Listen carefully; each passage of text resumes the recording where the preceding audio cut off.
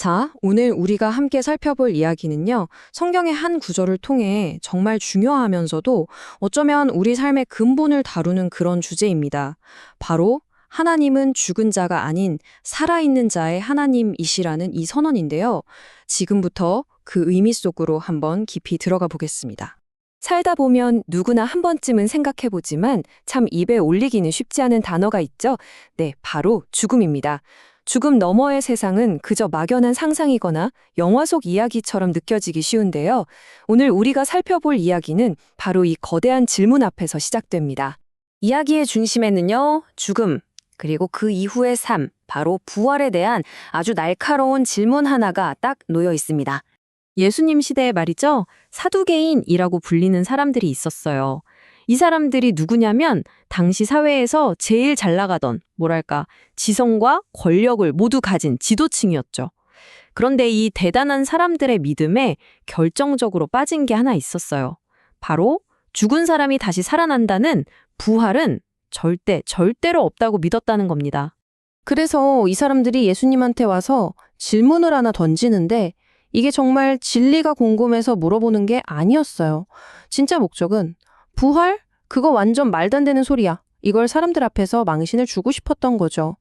예수님을 궁지에 몰아넣으려고 아주 교묘하게 파놓은 함정, 바로 그거였습니다. 자, 그럼 이 사두개인들이 부활이라는 걸 무너뜨리려고 얼마나 치밀하게 이야기를 꾸며냈는지 한번 들어보실래요? 이 사람들의 이야기는요, 자기들도 인정하는 율법에서 시작해요.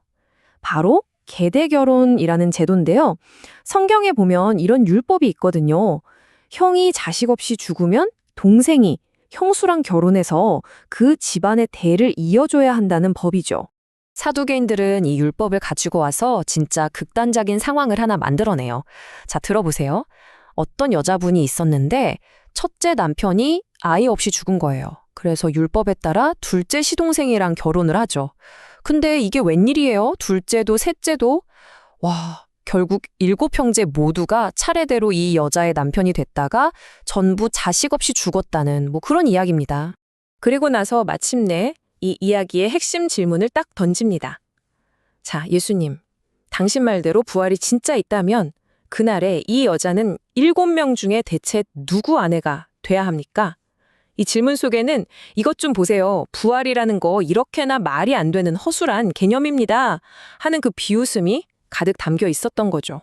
자, 이렇게 교묘한 함정 같은 질문에요, 예수님께서는 그들의 생각이 대체 어디서부터 잘못된 건지 그 뿌리를 정확하게 꿰뚫어 보시고 두 가지 핵심을 딱 짚어내십니다. 예수님의 대답은 이렇게 시작돼요. 너희가 성경도 하나님의 능력도 모르니까 그렇게 크게 오해하는 것이다. 이 한 문장이 사두개인들이 가진 문제의 본질을 그냥 그대로 보여주는 거죠. 네, 바로 이 두 가지예요. 첫째, 이 사람들은 율법 조항은 줄줄 외웠을지 몰라도 그 안에 담긴 진짜 의미, 생명과 영혼에 대한 하나님의 그 깊은 뜻은 전혀 몰랐다는 거예요. 그리고 둘째, 자신들의 머리로 자신들의 경험이라는 그 작은 상자 안에 하나님을 가둬버린 거죠. 죽음 너머의 세계까지도 이 땅의 법칙으로만 이해하려고 했던 겁니다.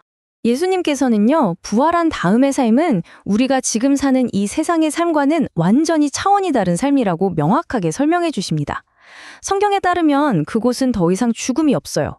그러니 자손을 잇기 위한 결혼 같은 이 땅의 제도가 더는 필요 없는 거죠. 완전히 새로운 차원의 완벽한 생명이 펼쳐지는 곳이라는 겁니다. 자, 이제 이야기의 클라이맥스로 가볼까요? 예수님께서는요, 사두개인들이 절대 부정할 수 없는 바로 그들의 성경, 그 성경을 근거로 부활이 얼마나 명백한 사실인지를 논리적으로 증명해 보이십니다. 정말 대단하죠? 예수님이 인용하신 말씀이 바로 이거예요. 하나님께서 수백 년 전 모세에게 자신을 이렇게 소개하신 부분이죠. 나는 아브라함의 하나님, 이삭의 하나님, 야곱의 하나님이다. 근데 생각해 보세요. 아브라함, 이삭, 야곱은 그 당시에 이미 한참 전에 죽은 사람들이었잖아요. 여기서 정말 기가 막힌 포인트가 바로 시제입니다. 하나님께서는 나는 그들의 하나님이었다라고 과거형으로 말씀하지 않으셨어요. 그쵸? 이미 죽어서 없어진 사람들이라면 당연히 과거형으로 말해야 맞잖아요. 그런데 하나님께서는 분명하게 현재형으로 나는 그들의 하나님이다 라고 선언하신다는 거죠. 바로 이겁니다. 이게 무슨 뜻이겠어요? 그들의 몸은 죽었을지 몰라도 하나님 앞에서는 여전히 지금 이 순간에도 살아있는 존재라는 명백한 증거인 셈이죠. 그리고 마침내 예수님께서는 이 모든 논증을 하나로 모아서 위대한 진리를 선포하십니다. 하나님은 죽은 자의 하나님이 아니요 살아있는 자의 하나님이시다. 이 한 문장으로 죽음과 부활에 대한 모든 억측과 조롱이 깨끗하게 정리되는 순간입니다. 자, 그렇다면 이 가르침이 오늘을 사는 우리한테는 어떤 의미가 있을까요? 이건 그냥 오래된 신학 논쟁 이야기가 아니에요. 바로 우리의 삶과 죽음을 관통하는 아주 중요한 소망에 대한 이야기입니다. 성경이 우리에게 보여주는 관점은 바로 이거예요. 예수 그리스도를 믿는 사람에게 죽음은 모든 것의 끝, 그냥 사라지는 게 아니라는 거죠. 오히려 이 땅의 유한하고 불완전한 삶을 지나서 영원하고 완전한 생명으로 들어가는 하나의 문이 된다는 겁니다. 이 믿음은요, 우리가 우리 자신을 어떻게 생각하는지 그 정체성을 근본적으로 바꿔놓습니다. 우리는 그저 하루하루 늙어가면서 죽음을 향해 걸어가는 그런 존재가 아니에요. 영원이라는 위대한 목적지를 향해서 나아가는 순례자, 바로 그런 존재가 되는 겁니다. 그래서 오늘 이 이야기의 마지막은요, 바로 여러분 자신을 향한 질문으로 마무리하려고 합니다. 하나님이 죽은 자가 아니라 살아있는 자의 하나님이라는 것을 정말 믿는다면 여러분의 삶은 지금 무엇을 향하고 있나요? 잠시 있다 사라질 이 땅의 것들을 향하고 있나요? 아니면 저 영혼을 향하고 있습니까?